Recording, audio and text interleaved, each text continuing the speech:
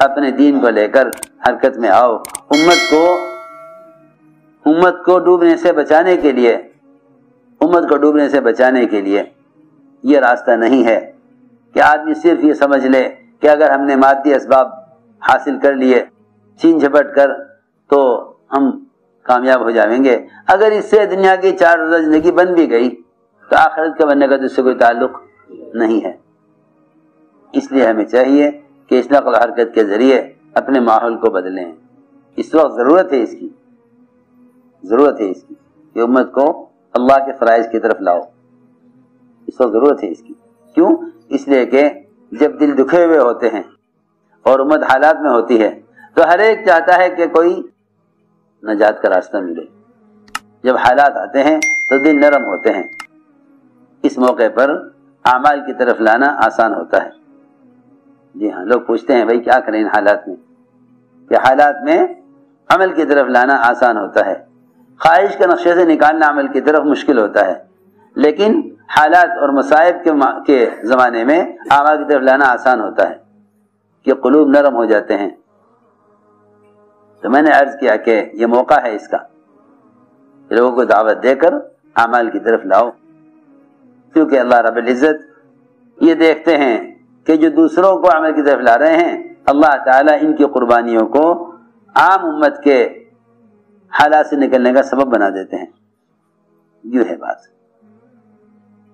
اس لیے عرض کر رہا ہوں کہ مولانا صاحب کا معمول تھا کہ جب مسلمانوں پر کسی بھی طرح کے حالات آتے تو حضرت جماعتوں کی نقل و حرکت کو بڑھا دیا کرتے تھے.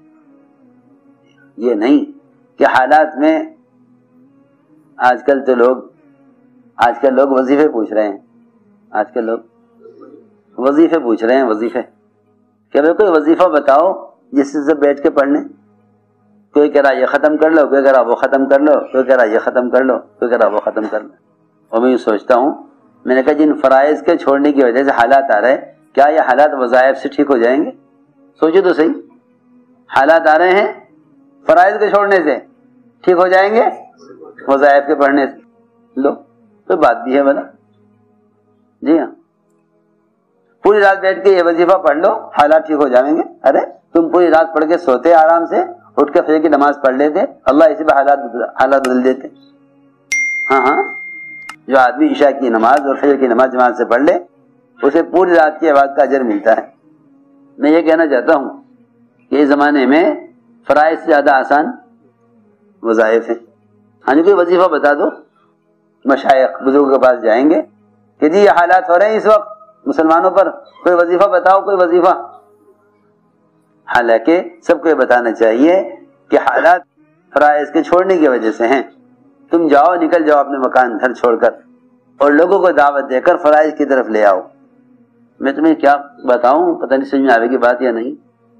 رات میں یہ سوچ رہا تھا، سن 47 میں جب ملک تقسیم ہوا، 46 کی حضرت کا بیان مولانا صاحب کا، 1 سال پہلے 46 مولانا صاحب کا بیان. حضرت کہہ رہے مجمع سے میں تم سے خدا کی قسم کھا کر کہہ رہا ہوں، اس وقت تھوڑا سا پیسہ لے کے ملک کے اندر نکل جاؤ، ورنہ سارا کچھ چھوڑ کے ملک سے باہر نکلنا پڑے گا. یہ حضرت کا 46 کا بیان ہے. قسم کھا کے فرمایا مجمع سے، میں تم سے خدا کی قسم کھا کر کہتا ہوں، اس وقت تھوڑے سے پیسے لے کر ملک کے اندر نکل جاؤ اللہ کے راستے میں. اگر یہ نہیں کرو گے تم اب تو تمہیں سب کچھ چھوڑ کر ملک سے نکلنا پڑے گا. یہ حضرت نے 47 سے پہلے ایک آدمی نے گستاخی کی، کھڑا ہوا مجمع میں کہ کون نکال دے گا ہمیں. پورا خاندان سارا مال اسباب، دکان مکان زمین سب کچھ چھوڑ کر ایسے حالات میں نکلے، کچھ کسی بھی چیز کا بھی معاوضہ نہیں ملا. بڑی بڑی حویلیاں،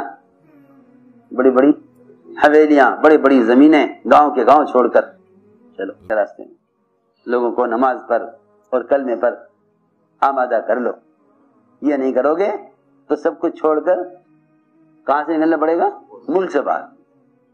میں یہ بات حضرت کی یاد آ رہی تھی کل سے.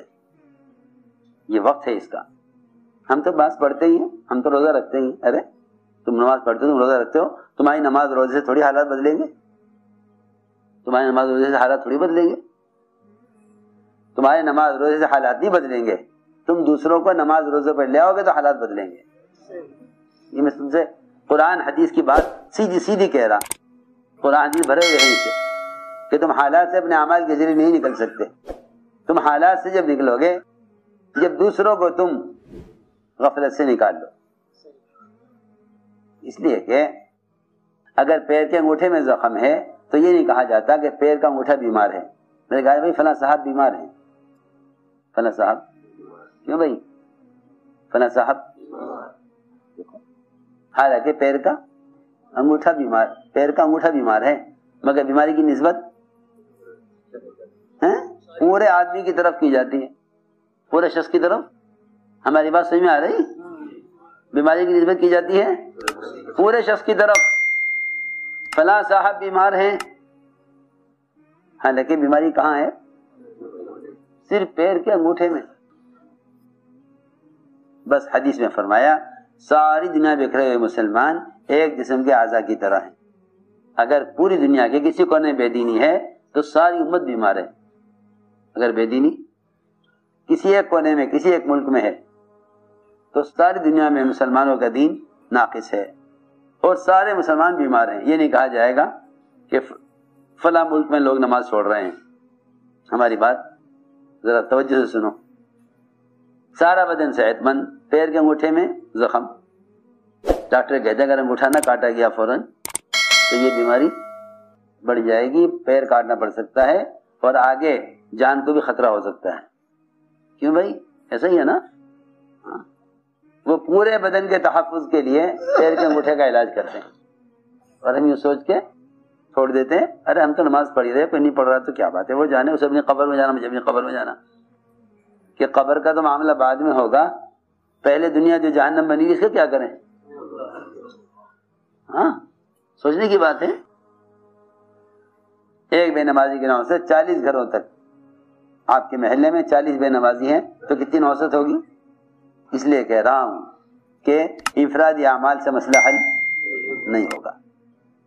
اللہ تعالی مسلمانوں کی مدد سارے باطل کے خلاف اس پر کریں گے کہ تم دوسروں کو ایمان عمل صالحہ پر آمادہ کرو, ورنہ قرآن نے صاف کہہ دیا کہ امت کسی بھی زمانے میں خسارے سے بچ نہیں سکتی جب تک دوسروں کا اعمال پر آمادہ نہ کرے, دوسروں کا اعمال پر آمادہ نہ کرے. اگر چاہو کہ حالات بدلے تو اپنے وطن چھوڑو اور نکلو اللہ کے راستے میں. عمل چھوڑنے والوں کو منکر کے ماحول سے نکالو اور عمل کے ماحول میں لانے کی محنت کرو, کیونکہ اس پر اللہ رب العزت حالات کو بدل دیں گے. کیونکہ اللہ تعالی مدد فوراً لے آتے ہیں ان مسلمانوں کے لیے جو دوسروں کو عمل پر لانے